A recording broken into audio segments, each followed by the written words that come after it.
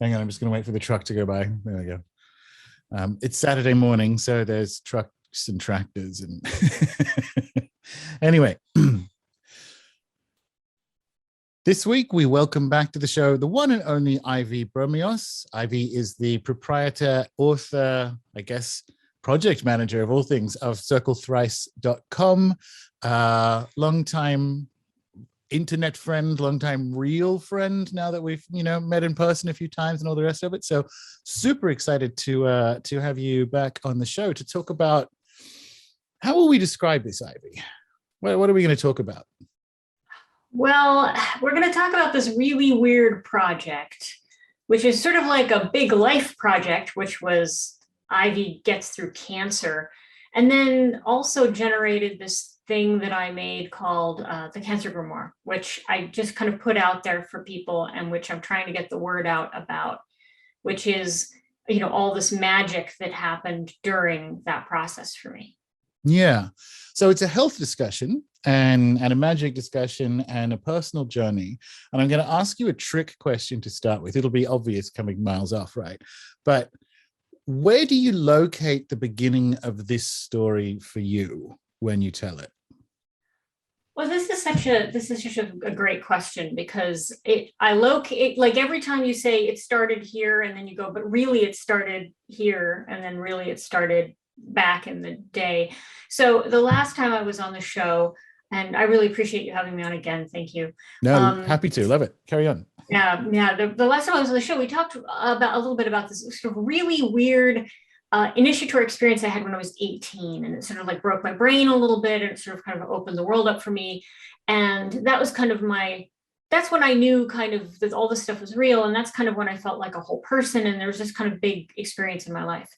And that was when I was 18. Last year, I was 48. That means that this was the Saturn return of my first initiation. And in fact, it was literally the Saturn return, because at some point I decided, in that kind of like, decided to find out when's the actual Saturn return. And it was early February of 2020. So early February of 20, and I knew that a few months in advance, and I was kind of like, I wonder if something weird will happen. And lots of weird things indeed did happen. So it kind of starts, oddly enough, when, a long time ago, in that I had this sort of kind of experience that I could see kind of happening in my chart, and I could see kind of happening in my life. And then 30 years later, here I am having it again. So who knows what'll happen in 30 more years? I'll be really old then. And, it was a weird time for everybody, right? It's the beginning of 2020. It's the weirdest year ever. I had just gotten back from Europe. I got oddly and very seriously ill for like 3 days, some chest thing, who knows? And then I felt better again, right? So I'd just come back from, and this was right as travel was like when you could still go places, right? So I'd just come back, got very sick. And then, we had decided we were going to sell our house and move to a different one, kind of in a weird, like, I have a strong feeling like if we didn't do it now, we would never do it, which is really odd. So, we're in this weird place where we're like packing our stuff into storage. So our house looks, how they have to look very bland and very boring when you sell them. And we packed all our stuff up, and we were having painters come, and it was this whole thing. And then suddenly lockdown happened, and everything just got ground to a halt for everybody. And I was really stressed because, of course, right? And I was kind of stretching, and I pulled a rib muscle, and I was like, this doesn't feel good. I hurt myself, So, a couple of weeks of babying it didn't do it. I went to the chiropractor, didn't do it. And then I had this bump, and my chiropractor was like, you might want to have this looked at. And I'm like, fine. So I go and I have it looked at, and they're like, you might want to have a biopsy. And I'm like, it hurts. Can't you just get it out of there? Right? Like, this is my attitude was like, get it the fuck out of there. And then I got a diagnosis. And that was kind of the start of this year-long process of some sort of, Saturn return weird cancer initiation. I had stage 2 breast cancer. I had this extremely aggressive tumor on top of the muscle. So it hurt really bad. I'm sort of relieved that it hurt, because I would have been ignoring it even now, right? Like, who knows, right? And I went through this process, and during the process, and I mean, I think obviously I'm not a doctor, you're not a doctor, no one here's a doctor. We should have said that at the beginning, right? Because we both have some takes about like how to do things, but this is a good time to do it. Neither of us are doctors. None of this is medical advice. That's probably good before we get into the meat and potatoes of it, right? But stage 2 aggressive breast cancer was the diagnosis. And I want to talk about diagnoses in general, because I know you're a fan of Lynn McTaggart as well. And she has, I think, a very good statement, which is diagnoses are very often curses. And I think we can add an extra layer of nuance to the way she means it too. But like, what was that? Because explain to people what stage 2 is, and how did it feel when you get the C-bomb dropped on you? Yeah, so stage 2 cancer means that it started growing itself a little tumor, right? Like a stage 1 is like you have some cancer, and this is my layman's sort of rough guide to these things, right? And this might depend on the cancer too, right? The interesting thing about this is you have a lens through this process that's your experience, and you can't really. Other people have their own experience, right? With medical people and with the process and with the outcomes, right? So everyone's experience is unique. But stage 2 just means that the tumor is growing. Stage 3 means that it's starting to get into your lymph nodes and out into the rest of your system. And stage 4 is really bad news, right? So that's end stage. So stage 2 is not terrible, but it's not great. The weird thing for me, how did it feel, is really a great question, because about a year or so before all of this came down, I was having this journey, pretty deep trip, really. And in my process of going through the journey, I met sort of a teacher figure, and the teacher figure directed me to cough up a large black stone that was lodged inside me. And so in my journeying, I coughed the stone up, and it was very cathartic, and I was weeping, as one does, right? And this thing, and it was huge, right? It was like this giant stone in this journey. And so then I find myself probably, I don't know, maybe a year later, like 9 months later, actually having a stone in me. And it was, so the thing about it is that sometimes you get a cancer diagnosis and you don't know you have cancer. You just know you don't feel well. Something is not right. I knew I had cancer. I knew I had a tumor because I could feel it under my skin, and I could see it as a bump, and it was growing like over time. I could see it growing. It was very visceral, and it was a very real experience, right? When you talk about a diagnosis feeling like a curse, it can be. And I talk a little bit in this little book that I wrote about kind of the nocebo effect, which means if you know that things are supposed to be shit, they'll be more likely to be shit, right? Mm-hmm. Like if you know you're supposed to have a certain side effect, you'll end up having it just because someone in a white coat told you to have it, right? That's the opposite of the placebo effect, where the white coat person says, this pill will help you, and it's nothing. They say, this will make you sick, and then it does. At the same time, this was a very real experience for me, because viscerally, I could feel the tumor, and it doubled in size just in the 6 weeks between kind of the original scan and the MRI that preceded treatment. That's very aggressive.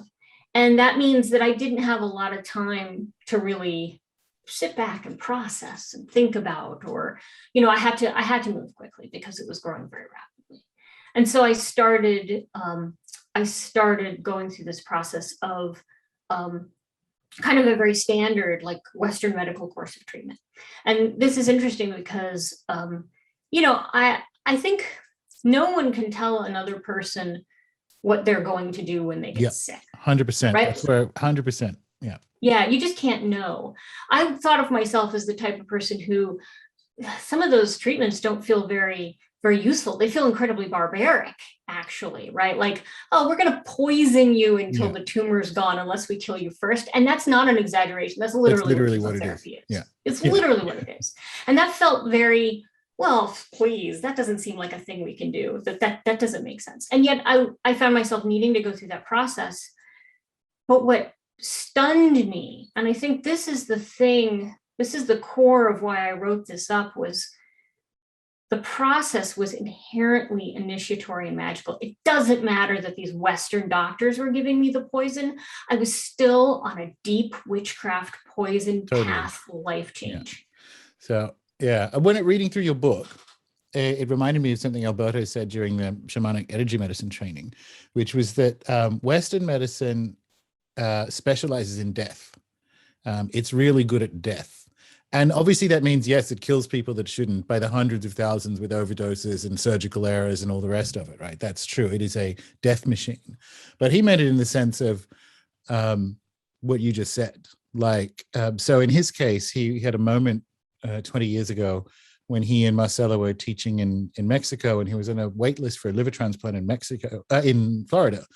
And because he was really unwell. He was sitting on the plane, and Marcelo was going to Peru to lead a women's ayahuasca group. And he was getting on the plane next to it to go to Miami. And he's like, what am I doing?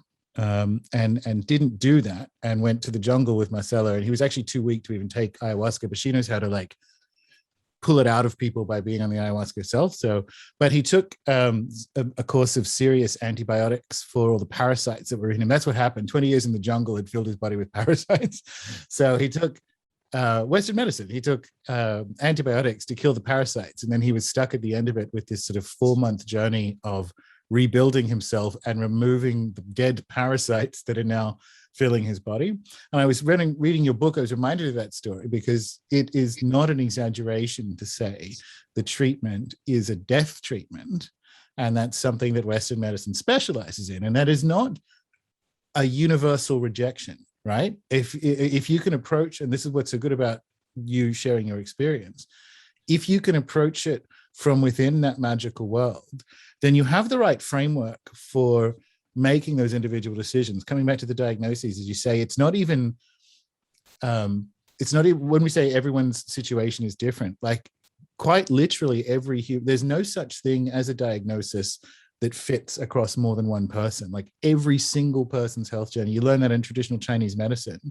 There's like no such thing as disease in a macro sense, but there is what the imbalances and journey that person is going on an individual basis. So what I really liked about your book is that it is that attitude incorporating, I think, a really magically and psychologically healthy way of approaching it. But yeah, like your story of chemo being poison is Alberto's story, that Western medicine specializes in death, and that's not always a bad thing. Yeah, I think that's a really powerful way to say it, because not only, so cancer is, technically something's gone awry in your own cells. It's not something attacking you from the outside. It's not a parasite that you got in the food, right? It's not, something you caught from somebody. It's something gone awry with yourself. You are the poison. And then when you take the chemo, you become the poison. For 2 days after each one of my chemo treatments, I was poisonous. Should I have any of my body fluids, should I, if I were to become ill or something, you'd have to clean it up with gloves and bleach, right? I couldn't share food with people. Sex was off the table, which for 2 days after every treatment, which is weird because it's got a very grimoire kind of no sex kind of vibe going on. Were you feeling particularly in the mood immediately after chemo? No, I wasn't anyway. So it worked out fine. But it's just but I mean, think about what they're telling you. Your whole body is suffused with poison. Now you are poisonous, right? But what's even weirder is that the chemo drugs are spirits. And I know that sounds weird because we have this idea that natural plants are spirits and helpful. Rivers are spirits, and medicines are, drug medicines that come out of Western medicine aren't. That doesn't make sense, but they are. And you can engage with them as very Goetia kind of tricky, dangerous spirits, but they are.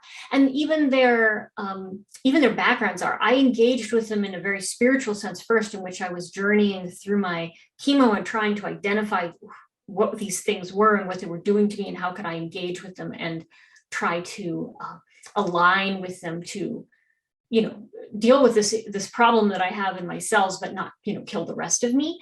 And what I discovered then in my research later was that their stories are really weird. I mean, one of them comes from the poison yew, the Pacific yew. That's Taxol. That's Hecate's yew in poison form. Every part of the plant is poisonous, and they make this drug out of it. Another one comes from mustard gas, which has been responsible for the deaths of hundreds of thousands in various wars, and yet it becomes this poison spirit that can be used to walk people through a death experience that then heals them, right?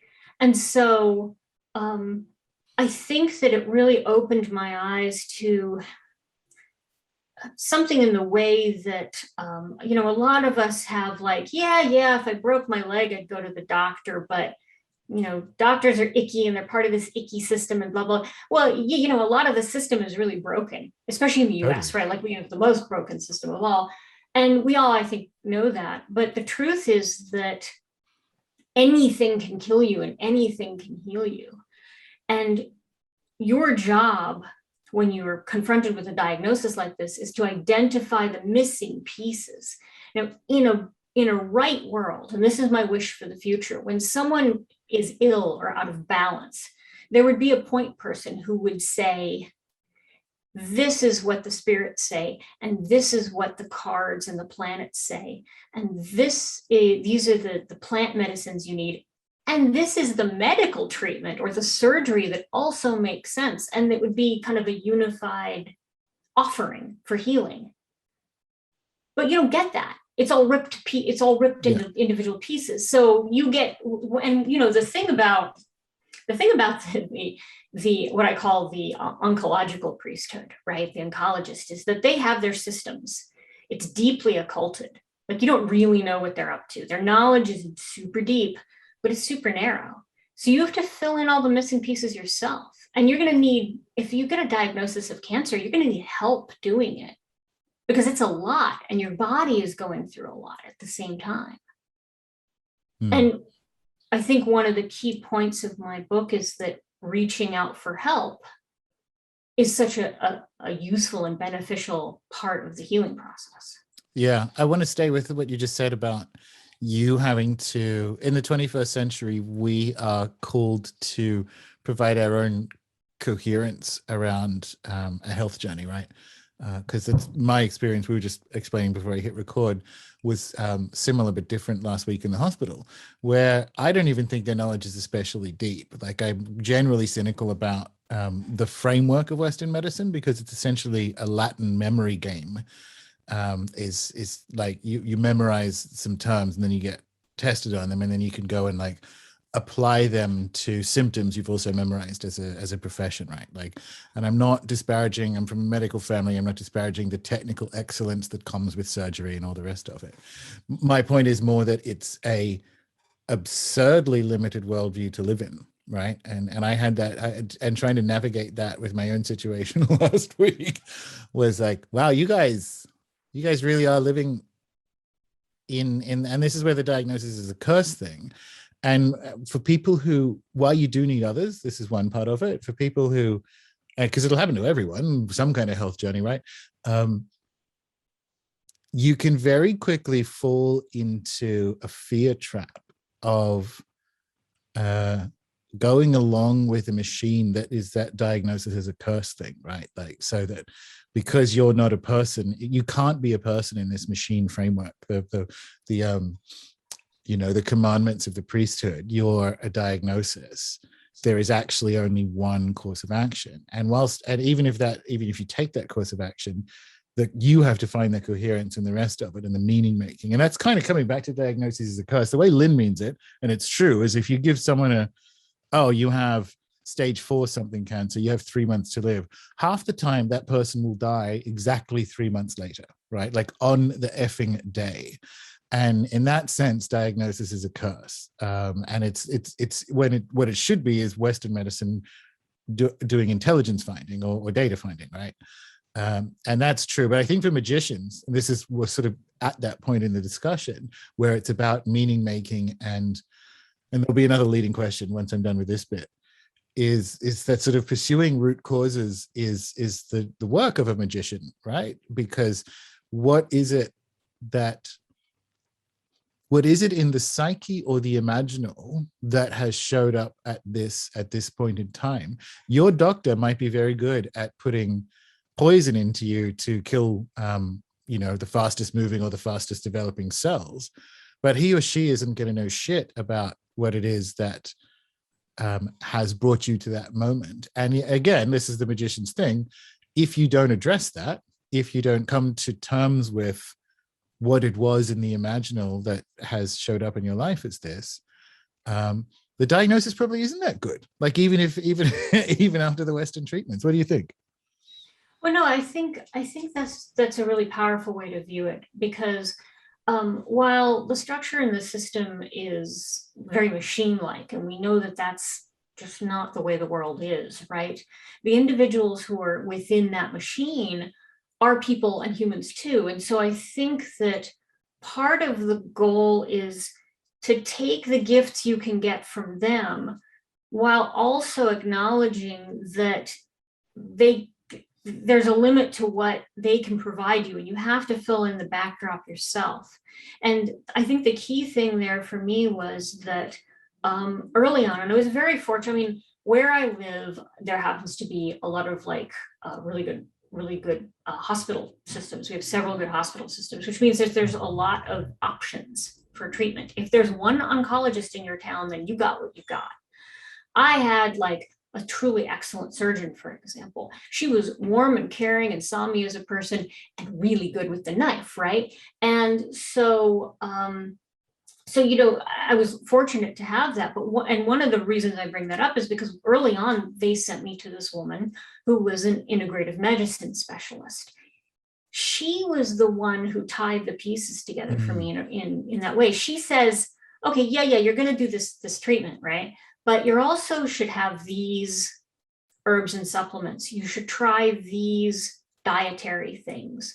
You should find yourself a therapist, and you should go to this acupuncturist who specializes in chemo patients because he can reduce your nausea, improve your blood flow. Plus, he was just a great guy, and we had a really good time working together. So that's the key piece. You have to find those other components, and those are the things that lead you to healing in a way that hopefully, integrates with, to use that word again, integrates with the medical treatment itself, and then you end up healed. Because if you can't do that, what you end up with is, sometimes things come back. Yeah, sure. Right? I mean, doctors could say the reoccurrence rate for this sort of thing statistically is blah. And the statistically is blah is low for what I had and how I came through it. But that's not reassuring enough, right? I want to be well, and I want to be whole. And that's more than just doing my 5 months of chemo and my 5 weeks of radiation. Yeah, exactly. So I mean, how much of that do you want to tell? What does that look like for your journey? I mean, more importantly, let's go back to the treatment. What does it feel like because you basically have a port put in your side boob, and you get poison put in you. I like the idea. So funnily enough, mustard, right? There's a famous story of Buddha and the mustard seed, which means the seed is associated with grief and death as a plant being anyway. It's very interesting, the ones that show up. I'm taking nanozeolite, which is actually mined, right? Because it's just rock dust, but it's mined from an Australian mine. So I'm actually consuming country. And it's been an interesting spirit experience, because most, even Western medicines, are ultimately mutated children of the plant kingdom, but some of them aren't. Some of them are like stone people. And it's been really interesting to sort of come into relation with treatments in the way that you describe in the book. But yeah, how does it feel? It feels weird. So from a literal standpoint, and again, it depends on who you are and what your treatment specifically is, right? So, but for me, the way that I approached it was, one, I took Inanna's descent to the underworld, and I used that as a narrative experience of chemotherapy, because what happens is that she goes to the underworld, and at the 7 gates, she's stripped of her crown. My hair fell out. She's stripped of her robes. I felt like I was just laid bare to the surgeon and laid bare to this experience. And to me, that was a very powerful way to narrativize that. So it takes things, it feels like you're stripping down to kind of the bare essence. In a more practical sense, it's not fun. And it's exhausting and nauseating and all of that kind of stuff that you hear, but it's also incredibly ritualized. And that really struck me and almost appealed to me in a way, because you have this process where you get the port put in, which is literally like a portal for these spirits to use. And then when you go in for treatment, they put this hooked needle in, and then they deliver the drugs through this needle to you. And they put you in like the special chair, and they give you the warm blanket. And then they put on the special clothes because they don't want to get poison on them. But they put on the special clothes, and you recite, you have the ritual of the recitation of the name and the birthday. And they're doing it to make sure you don't get anyone else's drugs. Like, they're very cautious around making sure you get the right medicine, the right dose. But it all felt like a real ritual process for me. And that's how I leaned into it. That's how I went to it. And then, afterward, for the first day, you feel great. The next day, you feel terrible. Over time, you feel worse. I got very, very anemic. And so, my blood was thin and I was cold. But it's all part of that kind of process, right? This sort of ritualized process. And the nurses in the infusion center, this poison sister who delivers the poison to me, were all both incredibly kind, and several of them knew that there was something else involved here. Like when they caught me kind of doing things, I'm making sure the poison, the chemo goes in the right spot. I'm making sure that it goes to the tumor. They were like, yes, that's right. Do that. That helps. We get better results. And so it sucked. I'm not going to pretend it wasn't like pretty damn awful, but it was also this sort of very magical kind of experience. Do you feel it in the tumor? I know it's a weird way of saying it, but because they are faster growing cells, and these particular poisons seek them out, can you actually, or more, even if it's psychosomatic, did you have the experience of the poison reaching the tumor? Well, yes, I did, because I was working with these spirits, and through these various invocations, right, which are in the book, to direct them to it. So that was I don't think it was psychosomatic. I think it was that I was helping the poisons, the spirits, get to the right spot to help me heal.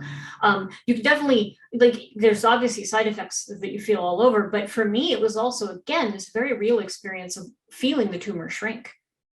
Over the course of my chemo, it got smaller and smaller and smaller, and I could feel that it hurt less. Like, it was excruciatingly painful when I started, and it hurt less every time. It got smaller. So there's kind of, through kind of in a magical sense, I felt it, and in a very physical sense, I felt it. Very cool. Very cool. I mean, I'm sure it was singularly unpleasant, but it's yeah. Very cool. So you mentioned the story thing, right?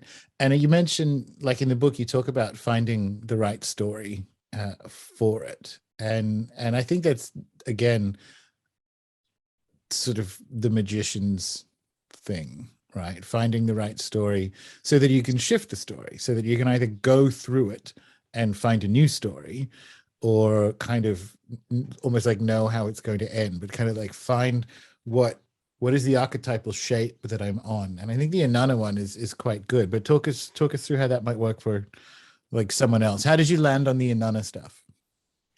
So I had kind of a long-standing interest in her stories. I have the book of poetry that Enheduanna wrote, the first author, and this high priestess of Inanna back in the day, and she wrote this book of devotional poetry, and I'd already owned that.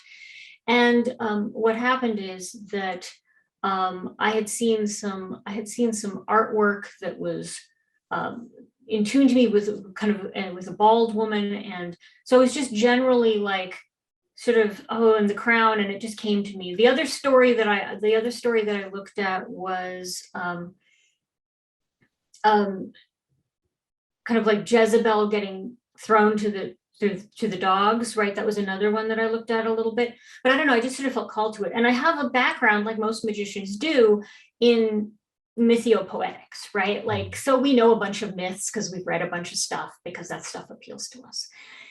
If you're coming at it cold and you're not quite sure how to narrativize it, I would say that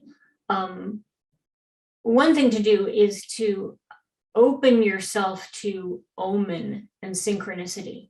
I think that was very powerful for me through this whole process, where information was coming at me in these very strange ways, you know? And so if you need to open yourself to that sort of experience and call that to you, so you can sort of find the things that make sense for you. And then look at the scope of, initiations, death journeys. There's tons of dying and resurrecting gods, right? And since this is a death experience, I mean, some people go through this experience and they don't have a resurrection. I have to be really blunt about this. It's all well and good to say, and I'm fine, but some people die of cancer.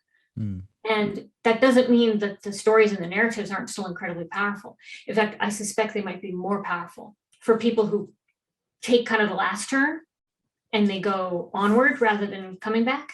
Yeah. So all of those things kind of are the place to look. The psychopomp stories, the death initiations, those are the places where you might find something that calls to you.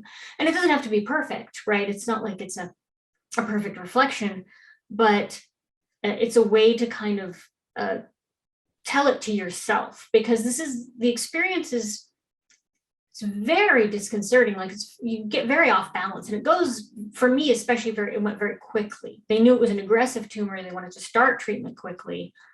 From the point at which I had my initial kind of oncology meeting with the surgeon, like it was like a zip, right? They don't wait around.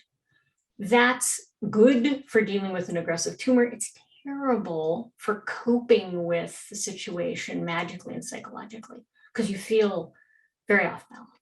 And so that's one of the ways I did it. And yet there were some really strange synchronicities for me. For example, someone I know had a dream in which she was directed to point me to a particular class, which I ended up in, like magically, and had a specific piece of information I required to help me get through this. That's pretty amazing and impressive. And I think that the having a connection of other magical people is really, obviously was beneficial. I mean, when I got diagnosed, my immediate family, of course, we had some serious conversations around it. I'll just stop you there before we go into it. Like, Did you, I know you said, and it's such a we're not being glib when we have this discussion, like stage 2 isn't the worst and isn't great. Did you ever think you were going to die? Yeah, I did. Especially before I had the diagnosis. There were like these great 11 days where I knew I had cancer, but I had no idea what it was, because the worse the diagnosis, the more the person, I put this in the book, the more the person who tells you has to get paid. Yeah. So my regular doc could tell me I had cancer, but no way was she paid enough to tell me anything about it. So I had to wait. And that was really frightening. And I had no idea what I was facing.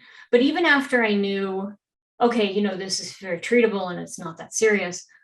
Yeah. There were nights, like, especially right, the night after, like the following day after chemo was always really hard. And I was often up. And of course, my husband would be like, wake me up if you're up, I'll be up with me. Of course, I'm not going to, I'm going to be there, alone on the floor of the bathroom with like a wad of Kleenex, because I'm having like these epic nosebleeds after a while, and just wondering if maybe it's not going to be okay. Right. And that's a part of having this serious experience. If I didn't think I was, that I could die, then it wouldn't be real. Right. You're a bit of a fan of a list or two, Ivy. So in those moments when in this sort of dark moments where you think, oh, this actually might be it. What lists came to you? Like, were you? I'm sort of getting to the, and I don't. Again, it's not glib. It's just a weird way of saying it. Like, would you have been okay dying? Is like, how did you come into relation with the idea that actually this might be it? Is the nicer way of saying it, but like, oh well, I've got, the kid's an adult. Like, do you run down the list of what you've achieved so far in this incarnation and go, actually, like, how does that work? How does that work? Yeah. No, I think the way I dealt with it was that I decided very early on that I was going to be really optimistic. And so when part of my brain was really worried about dying, I just sort of like pushed it over to the side and said, but I am still going to do everything I need to do. And I am still going to make all these moments count. And I'm still going to do good stuff. And I really was kind of approaching it with a sort of, I was going to be optimistic. And I wanted to be optimistic with my doctors because I wanted them to be optimistic about my chances. I think that's hugely magical, right? I want them to look at me and say, she is really nice and we're going to get her better, right? I didn't want them looking at me going, gosh, I realize she has cancer, but boy, she's so cranky. But at the same time, so I say that like optimism is a spell. That's your thing, right? I was really coming at it from that point of view. But at the same time, and you kind of touched on this earlier, like, what do you want to say about, what are the circumstances that bring you to this ill health? One of the circumstances is the fact that my own emotions are often somewhat invisible to me. It's in my chart, it's in my life, it's in my upbringing. It's a sort of a way of saying that if I'm sad, maybe that's kind of gross and unpleasant. Nobody else wants to have to put up with me being sad. And so part of the work, in addition to all this, like, I'm going to flood this situation with like proactive optimism. I'm going to take the vitamins and I'm going to do the steps and I'm going to make the magic. The other part of me was like, and I'm going to cry when I need to cry. And I'm going to feel sad when I'm going to feel sad. And everybody's going to fuck off if they don't like it. Because guess what? I can do that. Right? I can be sad and upset and I can feel tender feelings. And that for me is a personal challenge. And I think that's one of the ways I come into better balance is by allowing myself to connect with those kind of softer emotions. And again, there's never any one start to a story. This, when I wrote you, I was like, dude, a Cancer. I was like, I thought I was going to get through my 12th house year with Venus and the moon in my 12th house in Cancer. I thought I was going to get through it. And then right at the last month, of course, last couple of months, the news came out and I didn't get through it. I didn't get through it unscathed. I had to go through this process. Yeah. It's well, now we get to move to the fun bit, which is sort of talking about the magical components that are integrated into how you responded. Because I'm sort of very interested in, again, I don't want to be glib or make light of it because it clearly sucked, but how deeply you get to like, oh, maybe there's this thing, and again, it's an intense conversation, and if people are listening to it, I'm really not being glib, but there's a thing, I think there's a magician attitude that's like a death wish, where because that in your bones that life continues after death, it kind of changes the pH of how you approach your own death in moments like that. It's like it's almost, and I don't even know if it's better. Maybe it is. It probably is better, but it can come off as kind of suicidal or fatalistic. It's like, oh well, if this is it, that's what it is. And I don't. Again, it sounds glib, but it's. I wanted to see where you went with that, and I like that because I know a little bit about part of the. This is the other part of cursing, right? Diagnosis of curse. I know a little bit that people listening to this don't about the ancestral and familial stuff that actually feeds into the health journey you went on. I'm being non-specific, saying it depending on where you want to go, but that kind of when you have that bigger framework for it, it's the discussion, even if it's an inner discussion, is inevitably different. But when it does pop out to normies, especially if they love you, especially if it's your family, it can come off as a bit like a bit much. Yeah. So I feel like I was better prepared for coping with the idea that, I might die because people die, because I have my magical worldview. That does help. I think that our culture is incredibly death avoidant, right? We're not good at it. We don't help people that are dying. We're totally freaked out by the whole idea. And so for getting ill and then being like, well, some people die. I don't plan on it. I decided that I wasn't ready yet. It wasn't my time yet. I had shit to do. I'm not going to die with shit on my to-do list. That's not the Ivy way.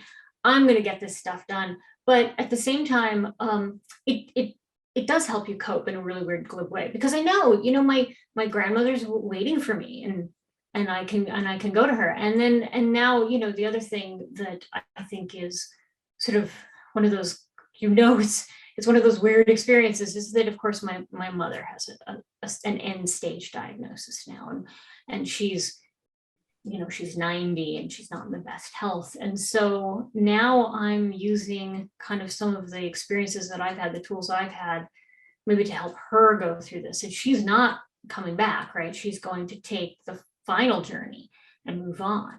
And so feeling my feelings around that and taking my experiences is a really powerful kind of healing. And it's a way of healing kind of back up the line, and then making sure that she gets where she needs to go safely, because her memory is gone. So it's important that she not get lost. And having the experience I've had and the skills that I do as a magician helps with that. And that's very powerful. And it sounds weird because it's like you're dwelling on death, but you're not. No. I didn't want to die. I wanted to continue to do stuff. But I know that is a thing that happens. And it's not the last thing that happens. It's just one of the things that happen to us. So the good news is, of course, is that my immediate family are more magically operant. And I have so many good friends who are magically operant. And that helps because they understand kind of the context better. Yeah, that's good. No, we didn't think this was curtains for you. I remember saying that at the very beginning of this journey in one of the EST meetings. I'm like, this isn't how Ivy dies. It's gonna suck, but this isn't how Ivy dies. But yeah, talk to us about the magical components of how you experienced this. So I think that there were several sort of aspects to it. The first one is that, as I said, you got to be one of the first people I told. I mean, I hadn't even told my parents yet because their memories aren't good, and I needed to give them a very specific message. They did not have enough information to tell them anything useful.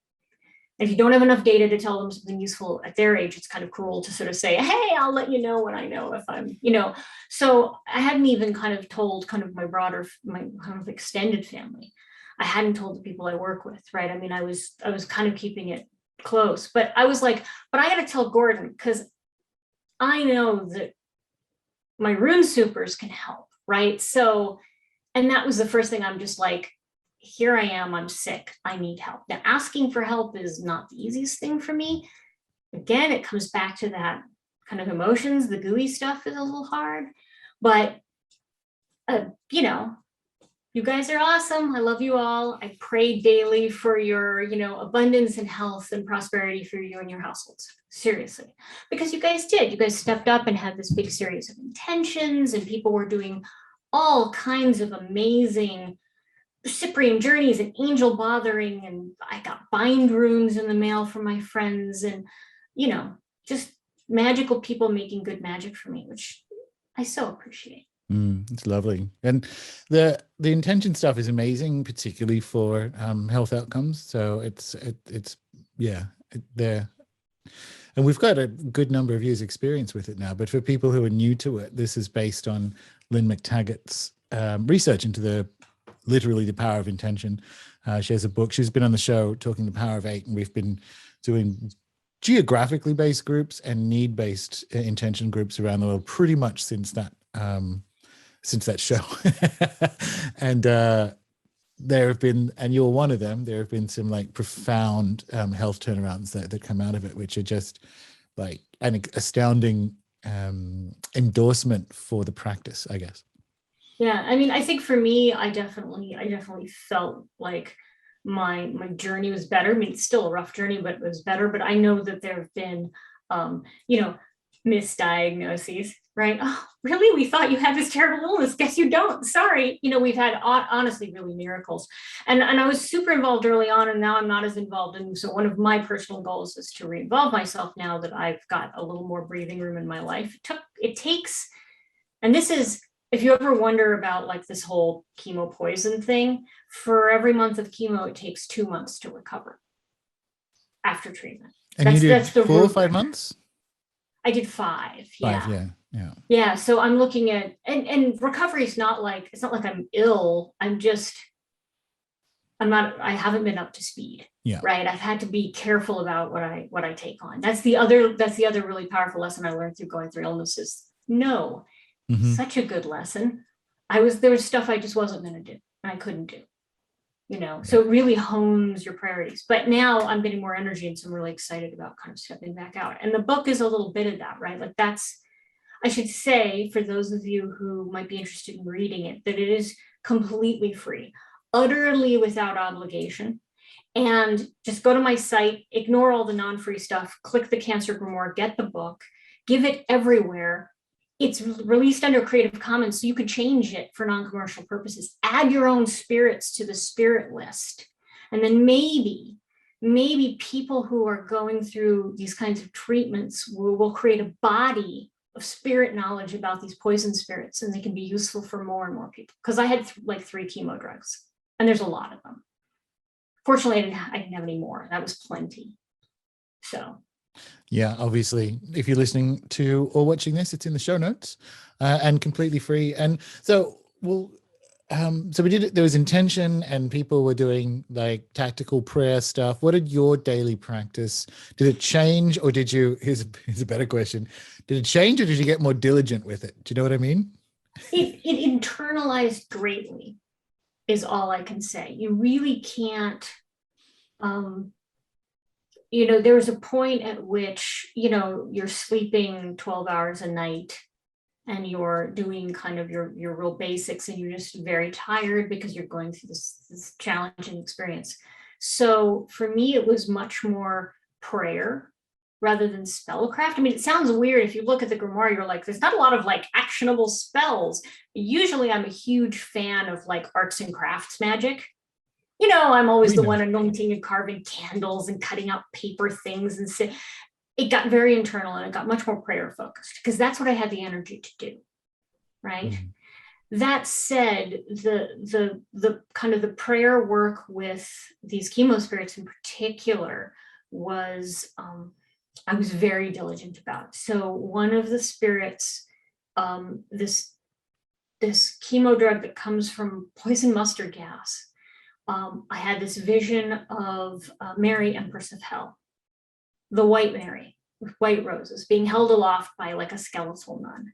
And so what I did was I found the Infernal Mary Rosary, which is this lovely heretical rosary about Mary, Empress of Hell. And I took my grandmother's rosary, which was like her actual one that like she used in her life. And I took it with me to chemo, and I prayed it under the blanket, you know, so it wasn't too weird. And I prayed the rosary while I had chemo. And that was like, I was very diligent about that kind of stuff. The other thing, though, I had to be diligent about is kind of the meditation practice, calming, because some of them, when you go to get chemo, they give you these co-drugs to keep you from getting very ill. And some of them are, you know, stimulants. And so they make your heart race and they make your mind race. And I had to be very diligent about practicing those calm practices so that I could not only not drive myself crazy, but be open to the magic that was coming in from all the other sources. Right. Yeah. And I solicited prayer from everybody. Like, so I live in a very secular area of the world. So a lot of people are kind of hesitant. They'd be like, is it okay if I I'm like, bring on the prayer. I want all you people praying for me. Like I had like Muslims praying and Buddhists praying and pagans praying and witches praying and Christians of all kinds praying. And I'm like, yes, please shower me with whatever. And I'll open myself to it.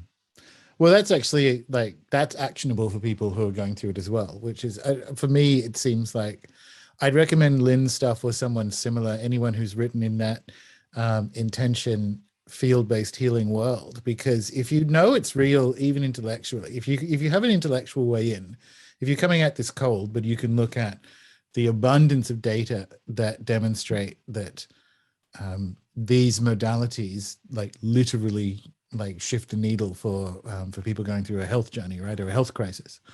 That as soon as you know that, then you can just don't be weird about it. Ask, like, don't feel weird about it. Ask for the assistance, ask for the divine assistance, ask for whoever wants to pray for you or whatever. As you say, take it all in.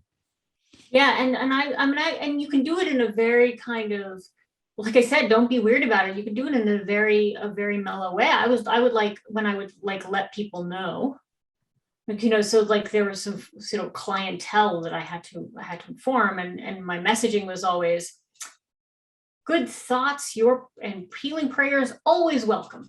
I'm just like preemptively telling you that you can do that, no problem. And then I would pray, but I wouldn't just pray. So like I was obviously doing these weird spirit prayers, but I wasn't just even praying to heal myself. I was praying for everybody else. I think that was a really nice, you know, the thing. I'd pray for my family, and I'd pray for all the people who were intending for me, and I'd pray for everybody who kind of my magical family, and I'd pray for my family, and that all just became part of that practice. And I was not that much of a prayer type person before. You know, I'm much more spellcraft oriented, but this was definitely what was needed. And it does move the needle. The evidence for a prayer, you know, healing is huge. Yeah. It's open and shut. And yeah, so it's funny. There's far too much cynicism on Twitter and other places about people saying thoughts and prayers or intention. And it's just pig ignorant shit, because these data have been known since the late 70s and like open and shut data since the 90s with Elizabeth Targ and all the rest of it.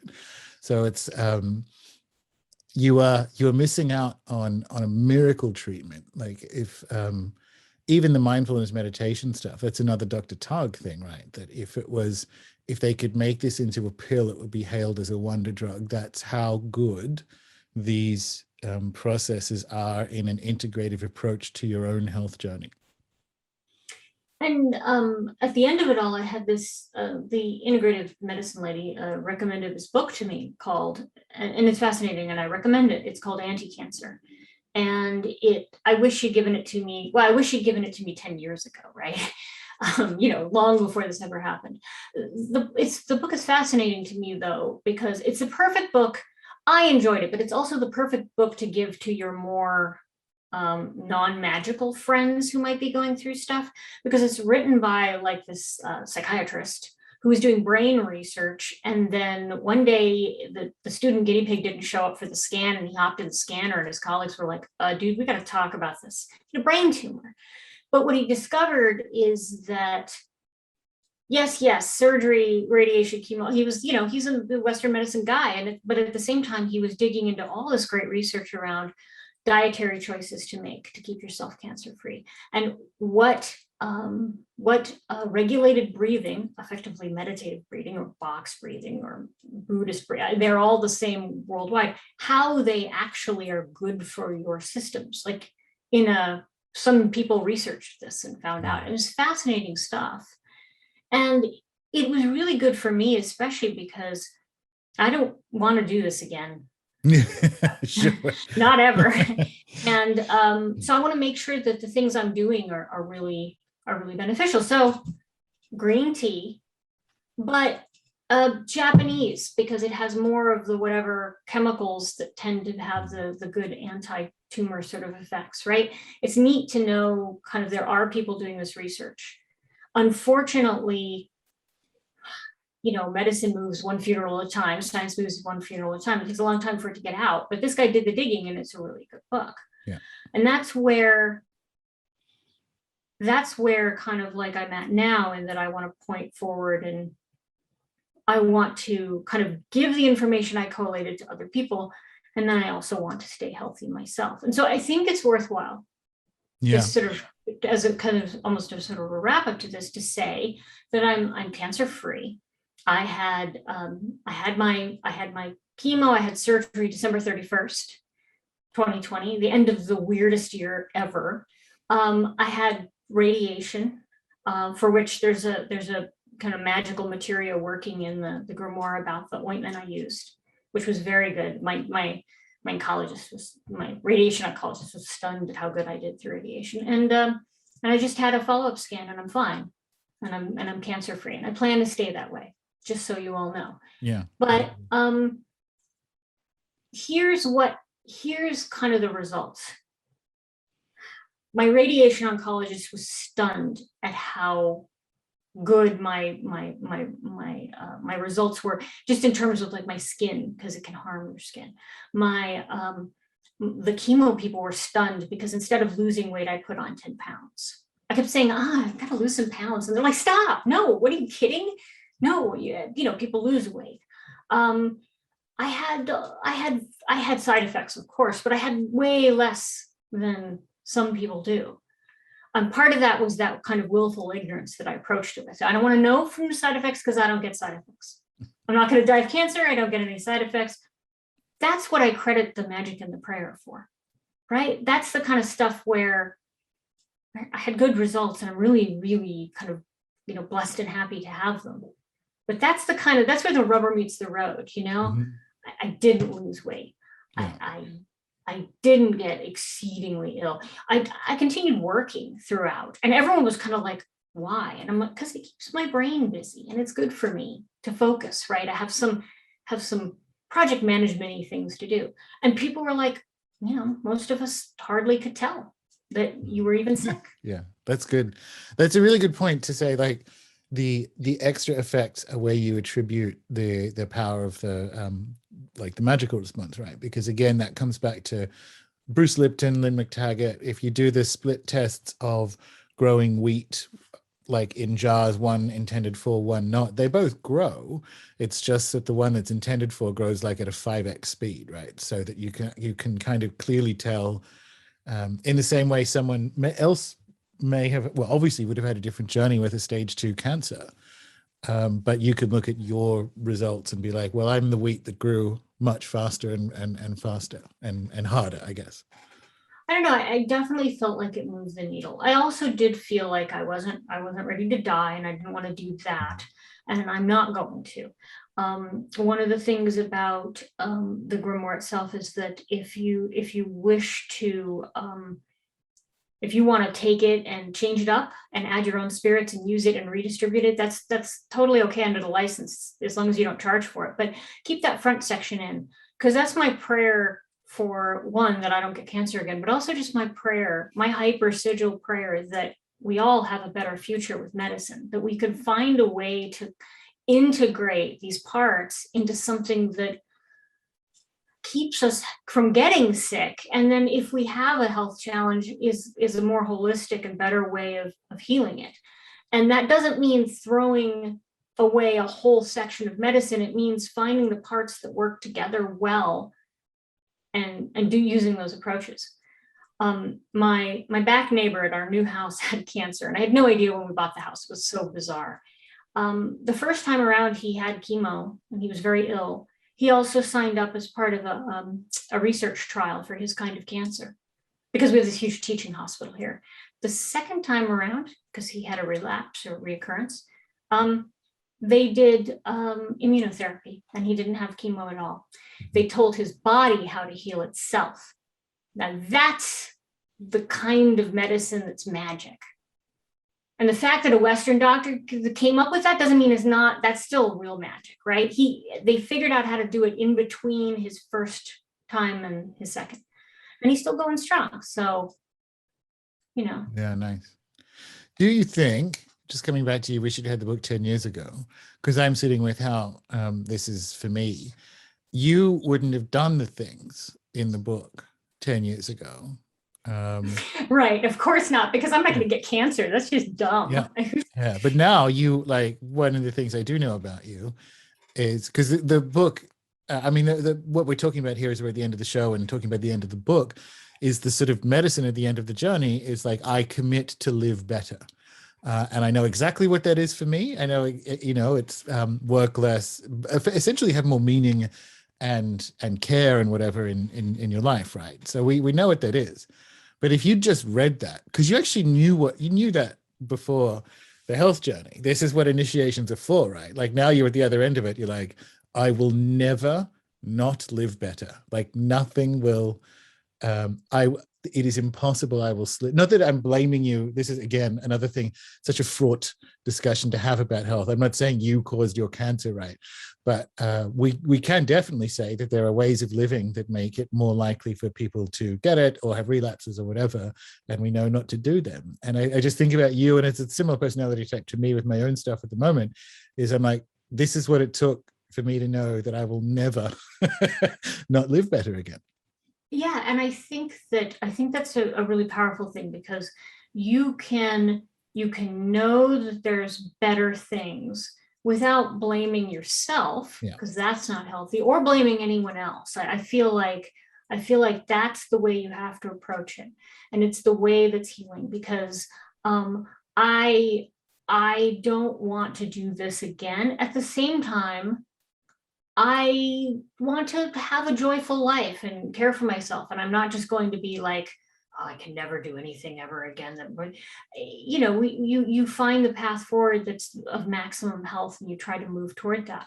And I think that when I looked at some of the things, and there's some in the book, right? Some of the things that really struck me about having the kind of cancer I had, was one of them, of course, was that right in the months before I got diagnosed, this research study came out that said that permanent hair dye increases a woman's risk of exactly the kind of breast cancer that I had. This has been gray for a really long time, but you wouldn't have known it because I was busy dyeing my hair, and had been for decades, right?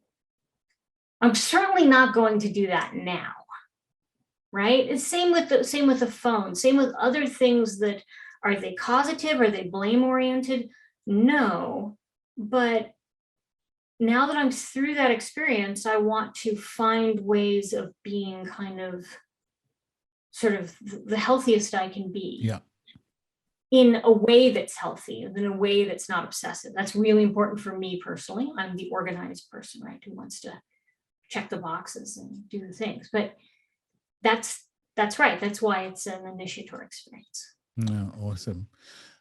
Brilliant. No, I love it. And it feels to me, you talking about you being the organized type, it feels to me, I mean, you did discuss this, but writing the book is turning a corner on, writing the book and sharing it is turning a corner sort of on the journey in a way. It's like this, you can feel it as you read the book, that the telling of the story is part of the initiatory experience anyway.